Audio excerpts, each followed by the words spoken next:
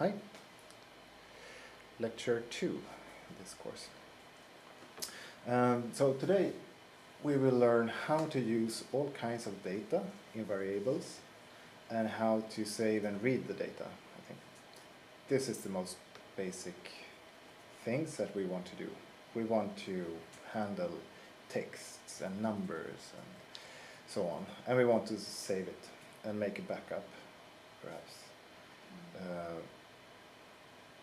So we're going to talk about, if we go backwards, saving and loading data, cell arrays and structures, multidimensional arrays, which are actually not that hard. But I think that just the word multidimensional sounds like, whoa, this is really cool, but it's not. Different variable classes that exist in Matlab, and there are some classes that are a bit programmy, things that you don't see in the real world. And then we'll talk about scripts and workspaces and functions, because these things will help you to organize your data. I think programming is quite fun because you can cut and paste things, but that means that the code rapidly gets quite long. And just to make it easier for myself to read, I'll structure it in different ways. So there are scripts, and the workspaces and functions are there to help programmers to structure their thoughts, more or less. So, as you know, we have the editor, and if we write the command in the editor and run it, it will be just the same as typing it in the command window. And that means that we can access all the variables that we have created at the command line, because there is a global workspace. And what is a global workspace? Well, that is a memory. So last time we talked about we have to load variables into memory.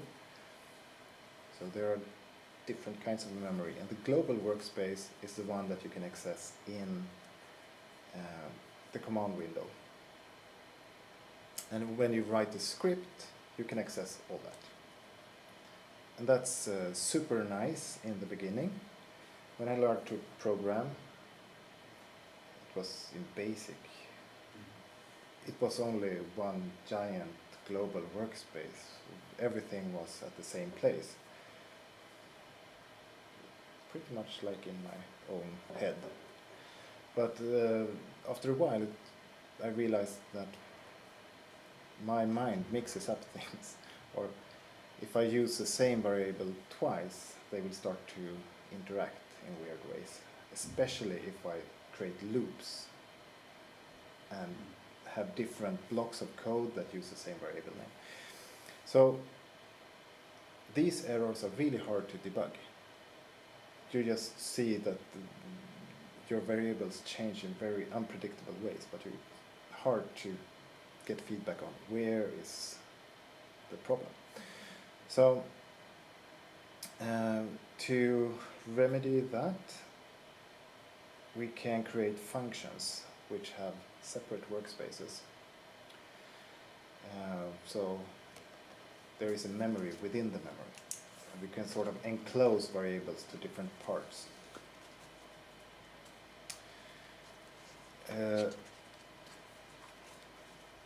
So scripts can just be, one script is one M file. But functions, you can have several functions in one M file to structure the code. I think I can continue just to sort of give you a grasp of what a function is.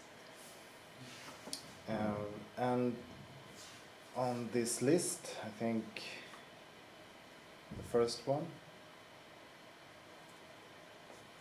sounds like a description of an app. actually. A function is a block of code that will do one separate thing, very much like a script. So just like apps on a cell phone, one app should solve one problem. Same with functions. And you can put variables into the memory when you start the function. And you can also get things out. And when you're in the function, so when you call the function, Matlab will start at the first line, knowing only what it received in the input. And then you can define new things in there and output whatever you do. So for example, a low pass filter is typically a function. You have a noisy time series data and you want a clean time series data. Then you write a function called filter. And you input your noisy data. It will create perhaps a temporary variable to do the filtering and to make sure that everything looks okay, and output the clean one. Can the function call information from the global workspace, or does everything need to be defined within the script? Can't access the global workspace. So I can actually show you how that works. So, the next slide looks like this. I'll show you in a while, just show you the basic structure. So the function declaration starts with function and then the name of the function. And I usually put an end at the end. So you actually don't have to do that if you only have one function in your M file. But I think it's very confusing. So I like to do the same thing all the time. So just to be able to be consequent and having an end at the end. And then we can do whatever we want in here.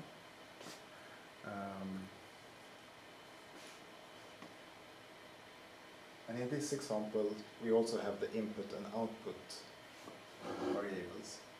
So in my second function, we have, it says in green, really difficult to see, but it says name. That means that we could, in the command line, sort of write my second function and then pass a string, a name or something. And we create a variable called name length, which is the length of the name, and output it in this variable. So this is a complete form of defining a function. Function, what comes out of the function is equal to the name of the function and the input. That's all you need. And what's really nice with Matlab is that you can have several output arguments from a function. In other programming languages, you can't do that easily.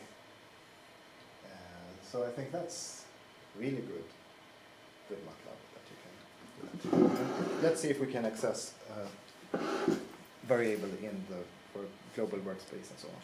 But how does Matlab in this situation know that my second function is the name of the function and that not name length is the name of the function? Because you have the equal sign. Equals. Oh, yeah, right. So that's Someone decided. yeah. It's a bit counterintuitive that it's on the other side of the... Yeah, it would be really nice if you sort of had the name, the input, and then if it looked like this.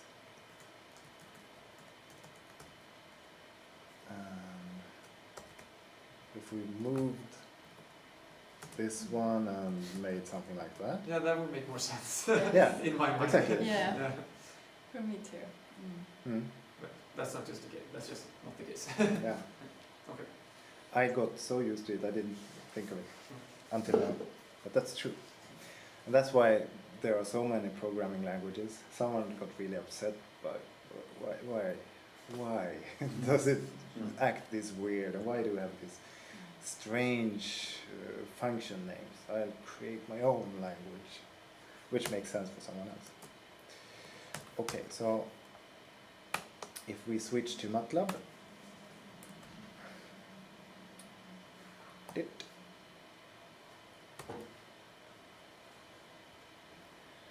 so if I write something here, like 5 plus 6, and run that, I can see that I'll get the answer in the command window.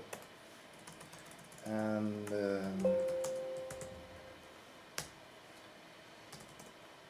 let's see, let's define the variable a, which is equals to random numbers. So now we got the variable a, and if I just have a script, I can just write figure, image, scale a, and that should work, right? Because scripts have the same workspace as the big window. And if we run, we get a figure. Okay. So let's make a function out of this. Function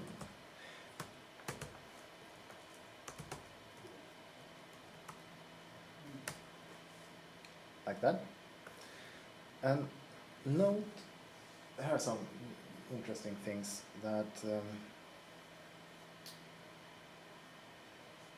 the function name should match the file name. Otherwise, or we can just do like that and see what happens if we run. It says, I can't get it. So in order to get it, we have to pass it in the parentheses.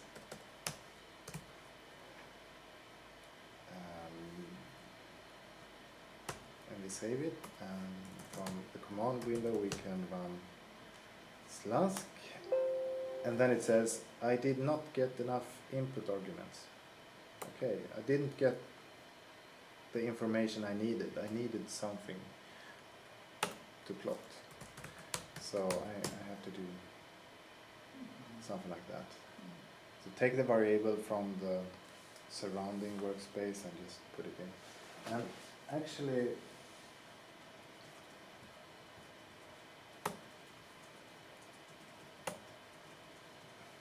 on the topic of memory in workspaces, you can create functions within functions.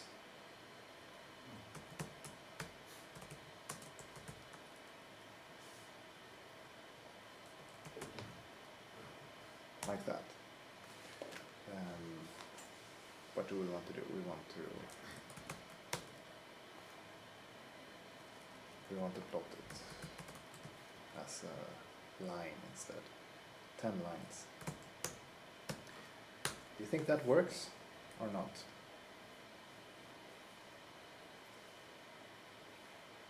Yes. Let's try. Let's see. 50% chance. Oh, sorry.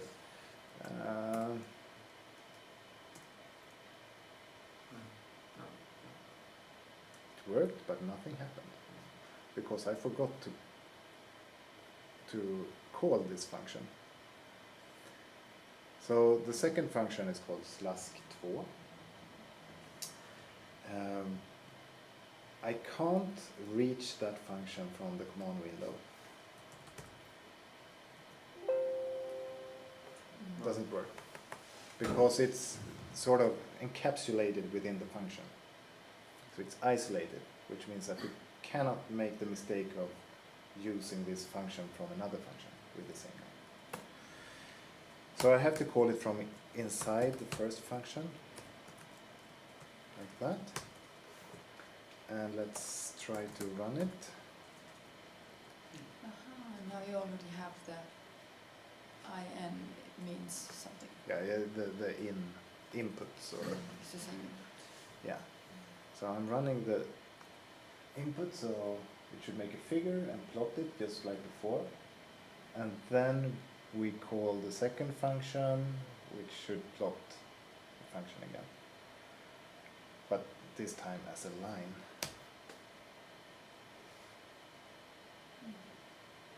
Da.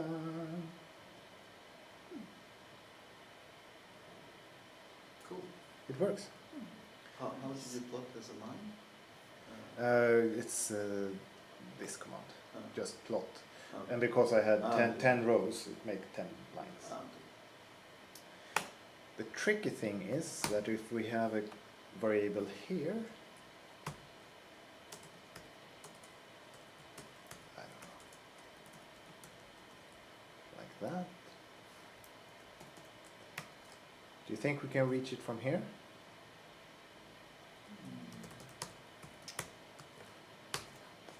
Yes. I Within don't- the I don't- function? I don't think so. I don't hope so.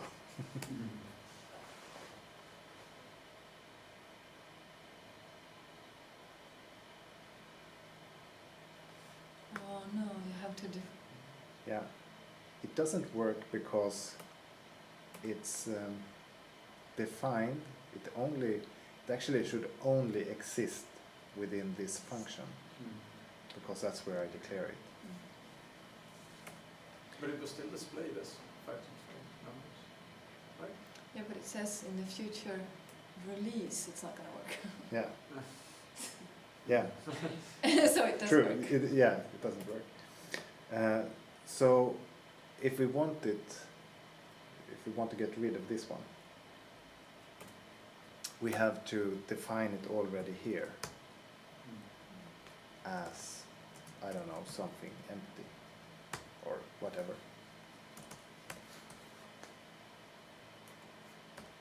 So you don't have to call it in the second function. In /2, you don't have to sort of use it as an information for calling /2, you can just define it. Yeah. Because you're setting it in the second function, so Yeah, so but it as long as I remembers. define it as something in the bigger workspace, you sort of say that this is a variable that I will use within the whole scope of this. I mean, now B The is set function. 2 times, but it just ignores the fact that within /4 you says that it should be random. Yeah, Because now it comes out to 6. yeah. So it's not going to be randomized. It will be It will be randomized now. randomized. So Yeah, it will Yeah. just be defined and then used. it's Yeah, but if you set it as a fixed number in the main function, then it doesn't matter that you set it as a random number in the... it depends on which order you make it. Okay. So last time I said when I put it after, it means that it will start with setting it to random, and then it will set it to 6, and at the end it will Display. sort of display it. So then I get the number 6 Yeah. in the command window. But if I change the order, so first set it to 6 and then set it to the random number, and it will display the Alright. output. So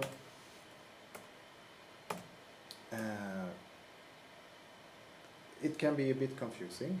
What workspace can I use? Which variables can I use? But as usual, Matlab will tell you when it doesn't recognize anything. So you should be fine, I think. There is actually one command that I use because I make functions a lot. But when I'm debugging, I want to do that in the command window. And then it's possible to output the variables that you have with a command called assign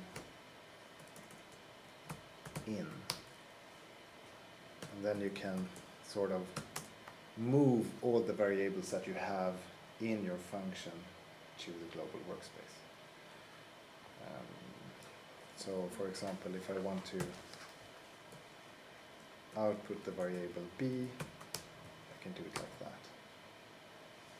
So right now, if I look in the command window, there is no function called b, but as I run this script, I will move the variable b to the command window. So, running the script, got the data, and I can see that I have the variable b in the workspace. I think that's usually how I debug the reading of files. So when I got data files that I'm reading, or table spreadsheets, I always output them to the command window, and I like to play around a bit with them just to see, do I have any missing numbers? I usually have missing data, so if I don't have any missing data, I know that something's wrong. It's probably replaced with 0 or something that would really mess up an average value or something.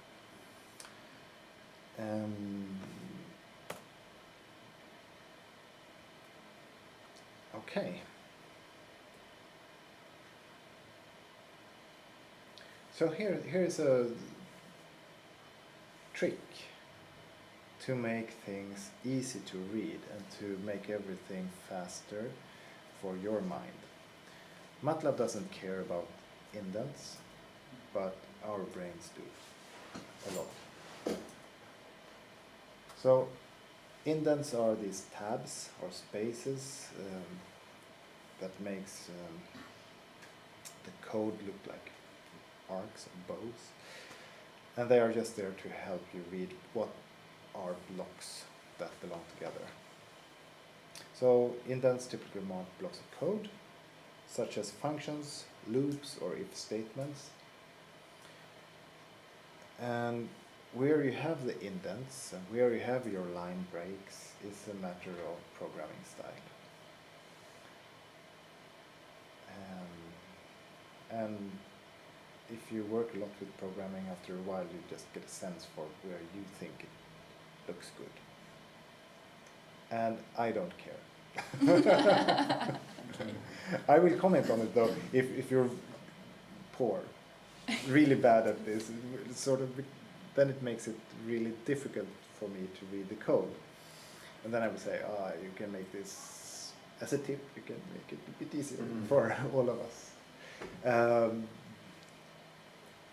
But when you copy and paste code, when I do that on the internet, I usually reformat it to my own programming style, just to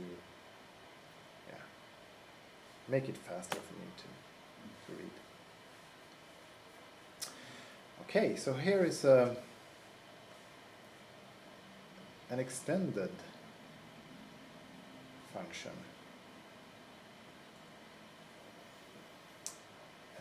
With an if statement. I don't know why I have that, except for the indents. We haven't talked about if statements and so on.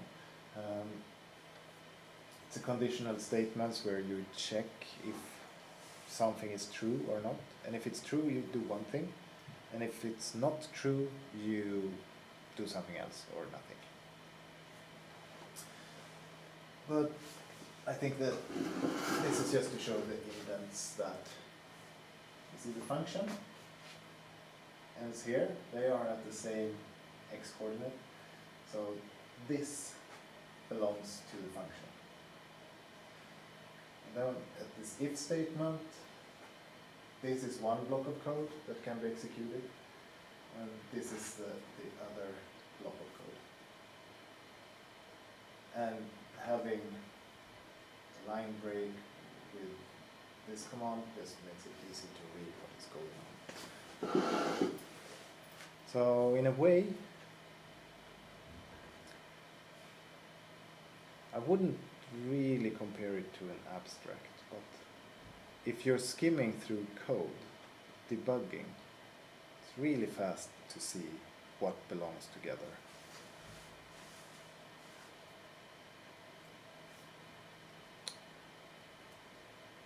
So, as an example where you don't have the indents, it could look like this. It's very, very different for the eye. Where do you have two instances of end in this because one is ending the if statement, Alright, and the other one is ending the, the general function. yeah. You see, it's already confusing. Yeah. The quotation marks you have for text is one single quotation, and Yes. inside is double. Double. So we can actually run this. DD. Oh. See, now the function has another name than the file name, and then you get a highlight here, and if you hover it, then it says function name my second function is known to Matlab by its field name slask. And if we fix it, click on the fix button, it will change the function name. So we still got a function called slask. It needs an input argument, and that's a text. And as you said, we want a single quote to write text. My name is Per.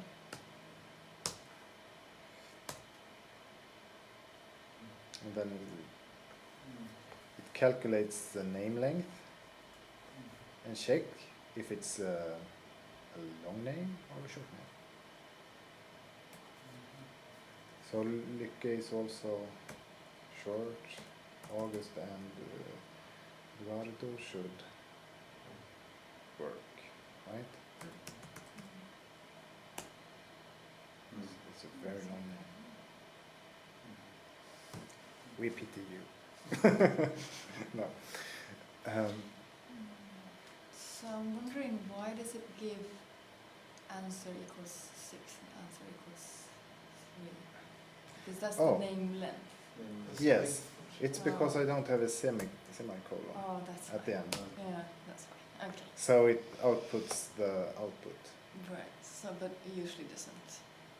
That depends on. Okay, but I was just wondering. Yeah. And now it's sorry. Now it's saving the in the global workspace. It says. Well, slask- actually- the last slask is equal to 6. Can I do that?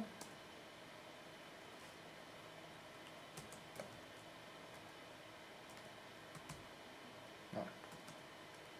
Yeah.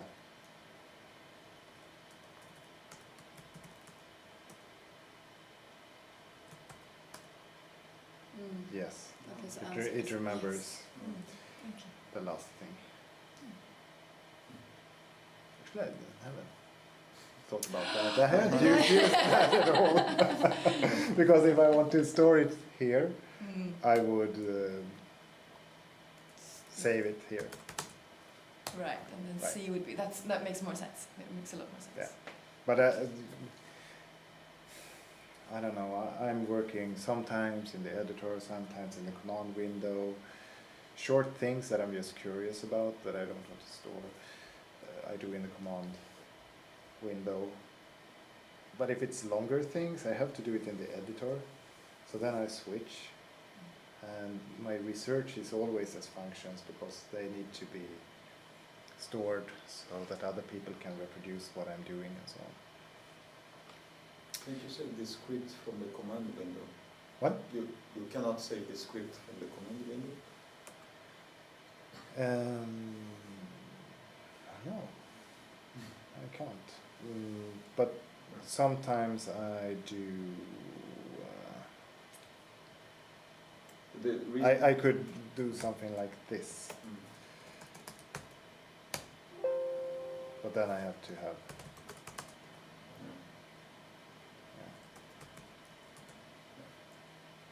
I have to define that and then do something like that.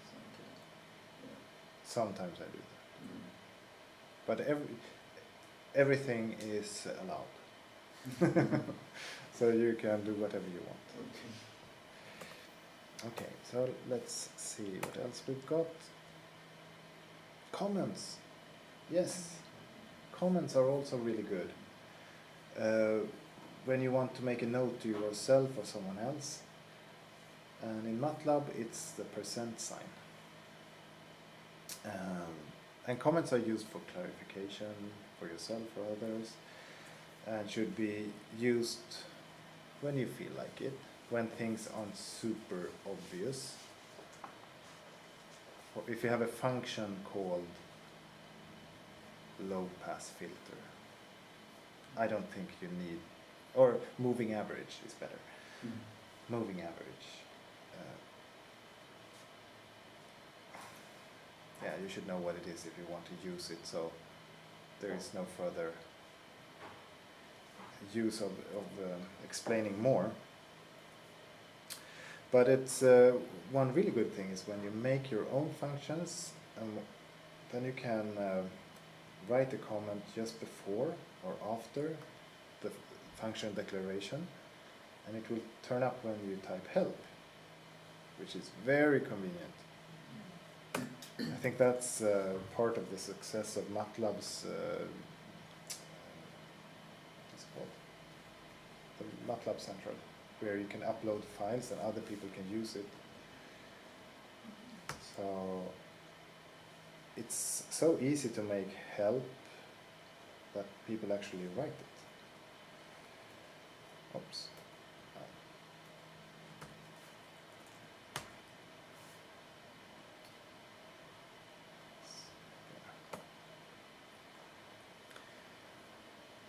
So I now have a function called mySecondFunction. Lycke. Works. And if I type help mySecondFunction, I get the help text from here. But of course in this, you can also write comments in here, which won't show up in the help. So just before and just after shows up in the help. Yes.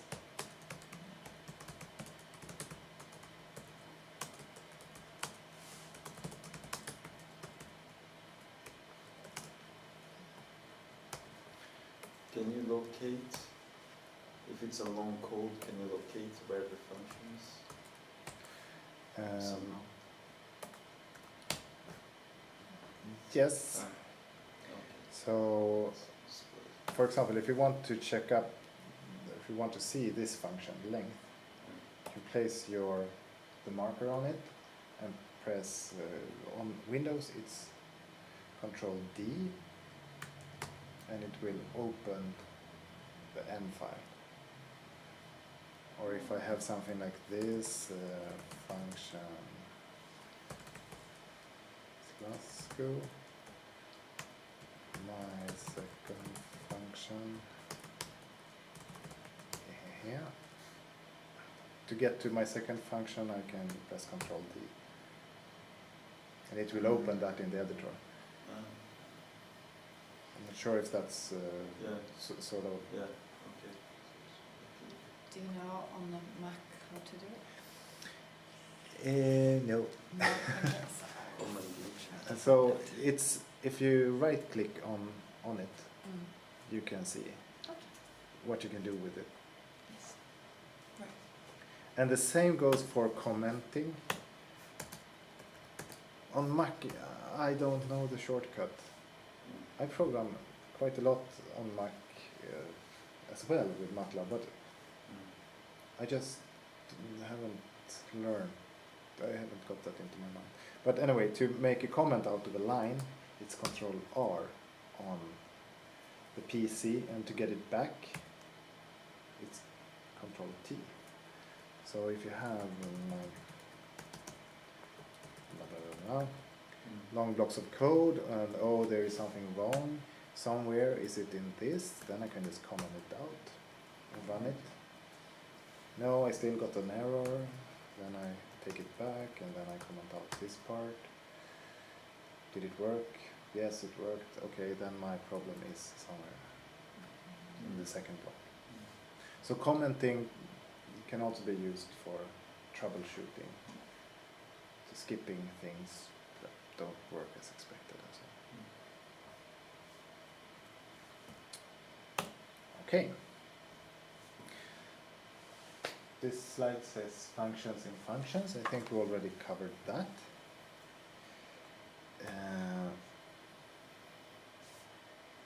Yeah, we tried that already, and you can see it on the slides later if you want to. But what I think that we should do is that we should write functions from now on. Last time I said scripting is programming, and that's true, but making functions is looks more professional. if you want. Because it's will structure your thoughts and code and make it easy to transfer and to reuse. I don't think that we need to have a programming break where we convert our assignments from scripts to functions and add a help text. I think that we should have a real break instead.